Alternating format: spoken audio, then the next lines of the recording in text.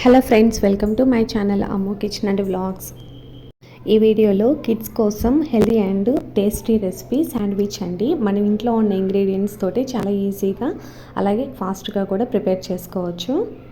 School నుంచి ఇంటికి వచ్చిన తర్వాత హెల్తీ ఫుడ్ తినమంటే పిల్లలు ఎవరు తినరండి. అదే శాండ్విచ్, నూడిల్స్ ఇలాంటివి చేసి పెడితే మాత్రం చాలా ఇష్టంగా తింటారు.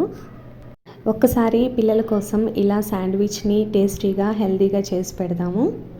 శాండ్విచ్ని ప్రిపేర్ చేయడానికి ఎప్పుడు మనకి ఇంట్లో అందుబాటులో ఉండే ఇంగ్రీడియంట్స్ తీసుకుంటున్నానండి. క్యాప్సికమ్, టమోటా, క్యాబేజీ, ఆనియన్స్, అలాగే స్ప్రౌట్స్ ఏవైనా సరే.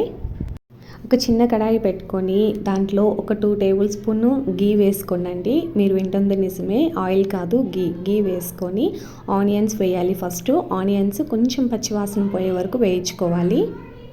గీ ఎందుకు యూస్ చేశానంటే మనం మెయిన్గా శాండ్విచ్లో బటర్ యూస్ చేసుకుంటాము. అది బయట నుంచి యూస్ చేసే సాల్టెడ్ బటరు. నేను సాల్టెడ్ బటర్కి బదులు ఇలా గీ యూస్ చేస్తున్నానండి. గీలో ఇలా ఆనియన్స్, మనం తీసుకున్న కూరగాయలన్నీ వేయించుకుంటే కొంచెం టేస్టీగా ఉంటుంది. ఆనియన్స్ పచ్చివాసన పోయిన తర్వాత మనం రెడీ చేసి పెట్టుకున్న మిగిలిన ఇంగ్రీడియంట్స్ కూడా వేద్దాము. నేను క్యారెట్ వేయలేదండి, క్యారెట్, పన్నీరు ఇలా ఏదైనా వేయచ్చు. ఇవి బాగా వేగాల్సిన అవసరం లేదండి, జస్ట్ అలా పచ్చివాసన పోతే సరిపోతుంది. పచ్చివాసన అనేదానికన్నా ఇవన్నీ గీలో కొంచెం ఒక 2 మినిట్స్ ఫ్రై అయితే టేస్ట్ అనేది సూపర్గా ఉంటుంది. ఇవి వేయించేటప్పుడే కొంచెం సాల్ట్, కొంచెం గరం మసాలా వేసుకుందాము. సాల్ట్ టేస్ట్ కోసమేనండి. ఇవన్నీ ఒక 2 మినిట్స్ లైట్గా ఫ్రై చేసుకుందాము, మరీ డీప్ ఫ్రై అవసరం లేదు. ఇవి కొంచెం ఫ్రై అయిన తర్వాత స్ప్రౌట్స్ కూడా వేస్తున్నాను. స్ప్రౌట్స్ అనేది ఆప్షనల్ అండి.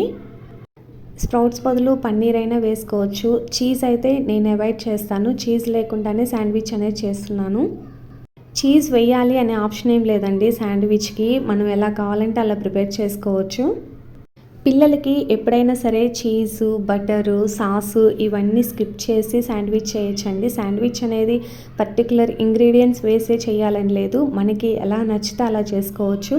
వాళ్ళకి జస్ట్ శాండ్విచ్ షేప్ కనబడితే చాలు, చాలా ఇష్టంగా తినేస్తారు. ఒక్కొక్కసారి ఒక్కోలా ప్రిపేర్ చేస్తానండి శాండ్విచ్ని. ఎవ్రీ టైం ఒకేలాగా అయితే ప్రిపేర్ చేయను. ఈసారి నా దగ్గర స్ప్రౌట్స్ ఉన్నాయి, సో నేను స్ప్రౌట్స్ తోటి ఇలా శాండ్విచ్ని ప్రిపేర్ చేశాను. పిల్లలకి హెల్తీగా పెట్టడమే మనకు కావాలి. డైరెక్ట్గా వాళ్ళని ఫ్రూట్స్ తినమన్నా, లేదు ఇలా ఏదైనా తినమన్నా అంటే తినరు కదా. ఇలా కొంచెం వాళ్ళకి నచ్చినట్లు చేసి పెడుతూ ఉంటే చాలా ఇష్టంగా తింటారు. నేను శాండ్విచ్ని ఓవెన్లో పెట్టానండి, లేదు మనకి దోస పెనం ఉంటుంది కదా, దాని మీదైనా సరే 2 వైపులా సిమ్లో పెట్టి కాల్చుకుంటే చాలా టేస్టీగా వస్తుంది. ఇప్పుడు ఒకసారి కట్ చేసి పైన కొంచెం మైనస్ వేసి అయినా ఇవ్వచ్చు, లేదంటే డైరెక్ట్గా అయినా తినచ్చు.